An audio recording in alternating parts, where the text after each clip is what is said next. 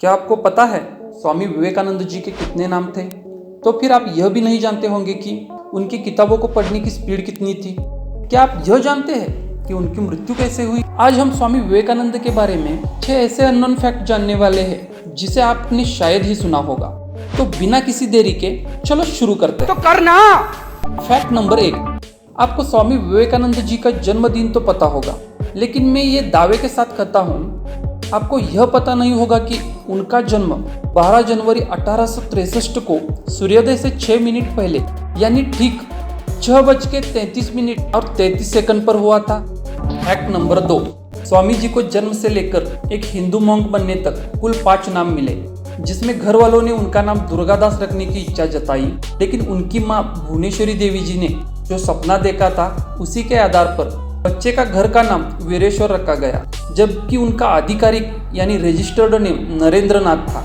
लेकिन जब वो नरेंद्र से साधु बने तब उनका नाम विविधानंद था और शिकागो जाने से पहले उन्होंने यह नाम बदलकर स्वामी विवेकानंद रख लिया। फैक्ट नंबर 3, जिस एक्सलेंट इंग्लिश स्पीच के लिए स्वामी विवेकानंद जी को जाना जाता है, यहाँ तक कहा जाता है कि उनके इंग्लिश वर्ड का मीनिंग अंग्रेज भी डिक्शनरी में ढूंढा करते थे। लेकिन आपको यह जान के ताज्जुब होगा कि बीए की शिक्षा में स्वामी विवेकानंद जी को अंग्रेजी के नंबर ऑन एन एवरेज 50% ही मिला करते थे। यहाँ से एक बात तो साफ होती है कि ज्ञान का और नंबर्स का दूर दूर तक कोई लेना देना नहीं है। फैक्ट नंबर 4, स्वामी जी की पर्सनैलिटी इतनी अट्रैक्टिव थी कि बहुत सारी गलत विचारों वाली महिलाएं उनसे दोस्ती करना चाहती थी। उन्हीं महिलाओं में से एक महिला ने स्वामी जी से कहा, मैं आपसे शादी करके आपके जैसा एक खूबसूरत बच्चा पैदा करना चाहती हूँ।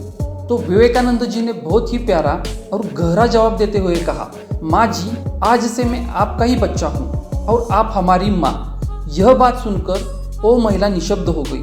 यह थी स्वामी जी के विचारों की गहराई। Fact number 5, Swami Vivekananda library से बहुत सारी किताबों को ले जाकर उसे ठीक अगले दिन वापस भी कर देते थे। यह देखकर जब लाइब्रेरियन ने एक दिन उन्हें रोका और एक रैंडम पुस्तक में से कुछ सवाल पूछ लिए, तब स्वामी जी ने बिना किसी देरी के उन सारे सवालों के जवाब दे डाले। यह देखकर वो लाइब्रेरियन आश्चर्यचकित हुआ। कोई एक किताब एक दिन में पढ़कर उसे याद कैसे रख सकता है? खैर, यूं ही हम उन्हें स्वामी विवेकानंद नहीं कहते। उन्होंने बहुत सारी किताबें भी लिखी है, जैसे कर्मयोग, राजयोग, वेदांत शास्त्र, speeches from Colombo to Almora, Bhakti Yoga और अन्य भी।